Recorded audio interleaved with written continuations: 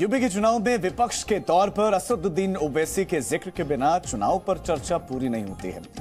आज जी न्यूज से असदुद्दीन ओवैसी ने खुलकर बातचीत की और हर मुद्दे पर जवाब लिया। जब योगी आदित्यनाथ के 80 बनाम 20 के बयान पर उनसे सवाल पूछा गया तो असदुद्दीन ओवैसी ने क्या कहा, सुनाते हैं आपको।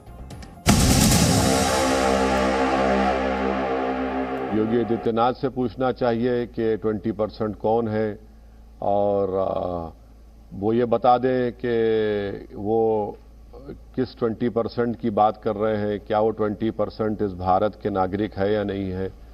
क्या जब उन्होंने अंबेडकर के बनाए हुए संविधान पर शपथ ली तो क्या वो सबके मुख्यमंत्री थे, है या नहीं है, या वो सिर्फ उन्हीं के मुख्यमंत्री हैं जो उनकी आइडियोलॉजी को मानते हैं? तो हम तो चाहते हैं कि वो खुल के बोले कि वो 20% क्या है, 80% क्या है। मगर जहाँ तक मुझे ये बैठकर दिख रहा है कि एक हिंदी अखबार ने ये रिपोर्ट की है कि 50% योगी आदित्यनाथ के राज में 50% जो डीएम थे, जो डीएम है अभी, वो उनका ताल्लुक ठाकुर समाज से और ब्राह्मण समाज से है और 5% शेड्यूल कास्ट और ओबीसी से है। तो वो बता दें फिर ये क्या चक्कर है। तो उन्होंने तो जो सरकार चलाई है जातिवाद के नाम पर चलाई है और इनके पास दिखाने को कुछ है ही नहीं। तो इसीलिए ये इस तरह की भाषा इस्तेमाल कर रहे हैं, 80%, 20%। तो अब ये इनको बताना पड़ेगा कि खुलकर बताइए, अल्फाज मत चाबिए, डरिए मत, बोलिए आप कि ये इसमें क्या है, खुलकर और सब्सटैंशिएट कर दीजिए उसको ताकि उत्तर प्रदेश की जनता को मालूम हो जाए। असदुद्दीन ओवैसी मानते हैं कि आगे प्रधानमंत्री मोदी और सीएम योगी यानी कि MY ब्रांड नहीं चल पाएगा।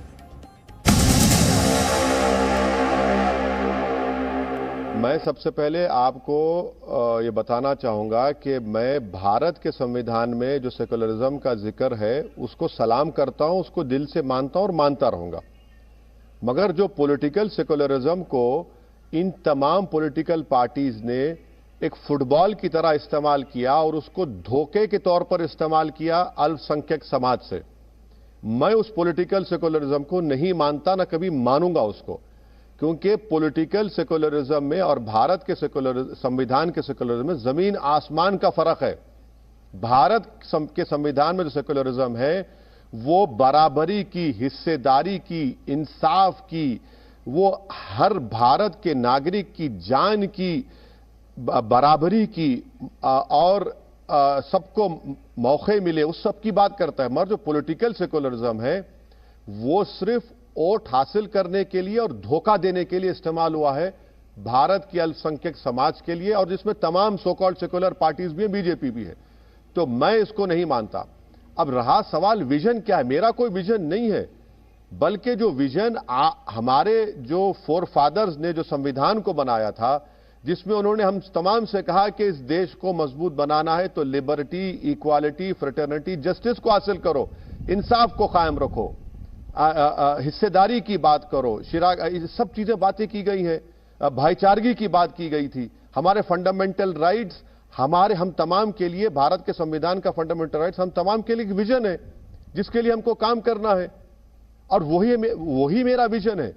असदुद्दीन ओवैसी का कोई इंडिविजुअल विजन नहीं है। जो संविधान में जो बातें हमारे बुजुर्गों ने की थी, जो अंग्रेजों की 200 साल की गुलामी की आजादी के बाद जो हमने और अपने तमाम लोगों के लिए जो संविधान बनाया, वही तो हमारा विजन होना चाहिए। Presenting B News app available on Google Play and App Store. Download it now.